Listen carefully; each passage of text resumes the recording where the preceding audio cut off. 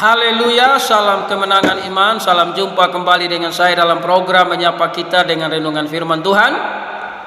Dan juga menanggapi video-video yang salah tafsir tentang ajaran Kristen.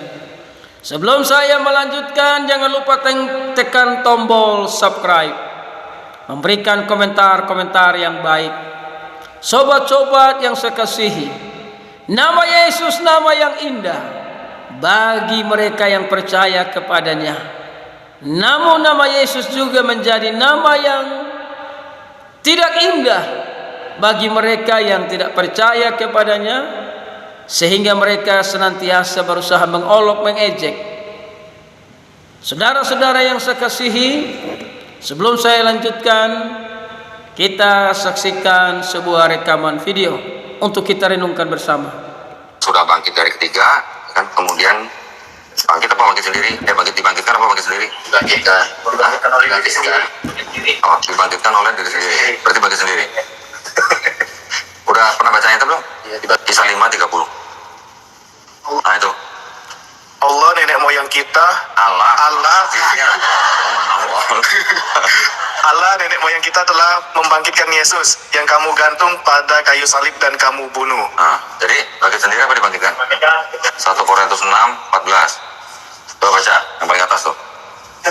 Allah yang membangkitkan Tuhan akan membangkitkan kita juga oleh kuasanya. Gimana?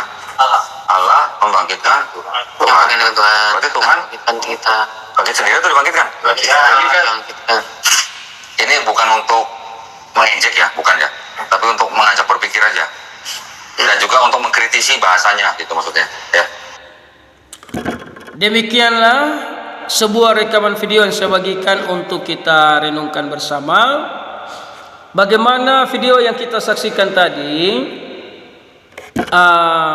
kelompok para mu'alaf atau kelompoknya Pak Donditan selalu ada pengajaran-pengajaran yang mereka selalu bahas itu tentang Alkitab.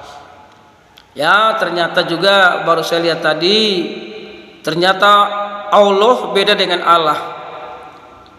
Ya, jadi Allahnya orang Kristen itu Allah yang hidup. Ya, saudara, dalam diskusi tadi mereka membaca Kisah Para Rasul dan 1 Korintus 6. Saudara yang terkasih, dalam 1 Korintus 6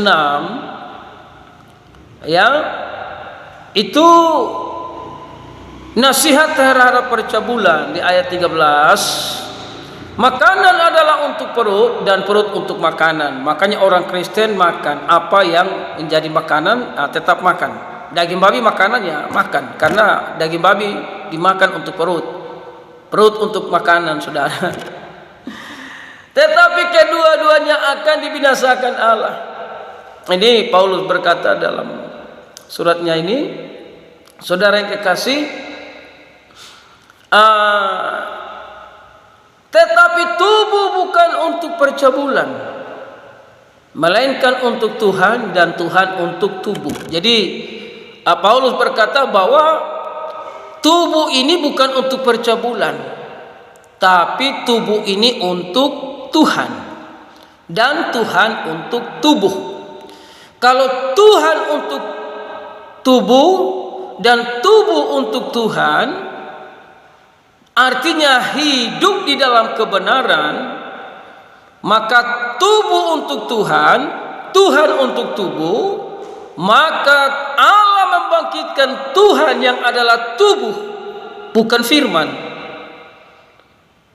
Tubuh Yesus itu kan 100% manusia. Dia benar dan kudus. Makanya firman Allah yang berinkarnasi menjadi manusia, ketika manusia itu mati, maka firman yang adalah Allah sendiri membangkitkan Yesus, membangkitkan tubuh. Saudara yang terkasih, makanya saudara, ayat yang ke-14, Allah yang membangkitkan Tuhan akan membangkitkan juga oleh kuasanya. Kalau tubuh untuk Tuhan dan Tuhan untuk tubuh, sekali lagi perhatikan, tubuh untuk Tuhan dan Tuhan untuk tubuh. Jadi tidak bisa tubuh untuk percabulan, bagaimana Tuhan mau untuk tubuh, tidak bisa. Jadi tubuh bukan untuk percabulan, tubuh untuk Tuhan, ya, tubuh untuk Tuhan dan Tuhan untuk tubuh. Maka saudara dan saya menjadi satu dengan Roh Kudus. Nah, ketika kita menjadi satu dengan Roh Kudus, maka kita akan dibangkitkan, karena tubuh kita untuk Tuhan dan Tuhan juga untuk tubuh, saudara. Jadi di sini Paulus berkata di ayat Allah yang membangkitkan Tuhan. Tuhan dalam sisi manusianya, bukan Tuhan dalam sisi firman-Nya. Tuhan dalam sisi manusianya itu kudus dan benar, yang harus menjadi contoh dan teladan buat saudara dan saya, agar tubuh untuk Tuhan, ya, tubuh untuk Tuhan dan Tuhan untuk tubuh. Maka Allah yang membangkitkan Tuhan yang adalah sisi manusianya, maka kita juga akan dibangkitkan oleh kuasanya.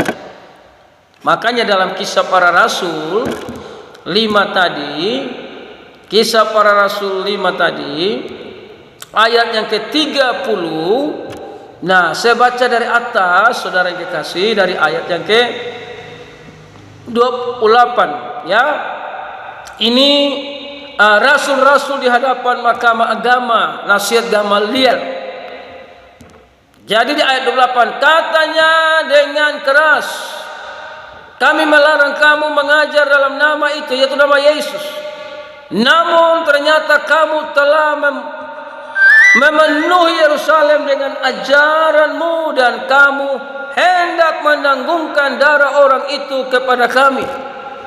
Tetapi Petrus dan rasul-rasul itu menjawab, katanya, kita harus lebih taat kepada Allah daripada kepada manusia. Allah nenek moyang kita telah membangkitkan Yesus sebagai manusia, sebagai juru selamat, yang kamu gantungkan pada kayu salib dan kamu bunuh. Ini kesaksian Petrus untuk menyampaikan kepada mereka, kami lebih taat kepada Yesus Kristus yang kamu bunuh, nenek moyang kamu bunuh itu. Allah membangkitkan dia dari antara orang mati, saudara. Nah, ini kata Paulus membuktikan bahwa firman Allah itu membangkitkan Yesus yang adalah manusia 100%. Jadi dia bangkit karena firman Allah bangkitkan dia.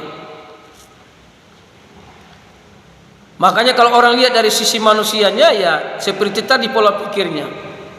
Tapi kalau dia lihat Yesus dari sisi firman-Nya, ya Yesus bangkit sendiri karena firman membangkitkan dia sesuai dengan perkataannya.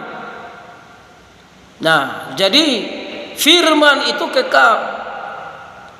Firman itu yang ajaib, membangkitkan Yesus. Ya, saudara yang terkasih. Jadi mari kita setia dengan Tuhan Yesus. Kita sungguh-sungguh dengan Tuhan Yesus. Sekali lagi, tubuh untuk Tuhan, Tuhan untuk tubuh. Maka kita diselamatkan oleh anugerah ketika kita hidup di dalam kebenaran. Haleluya.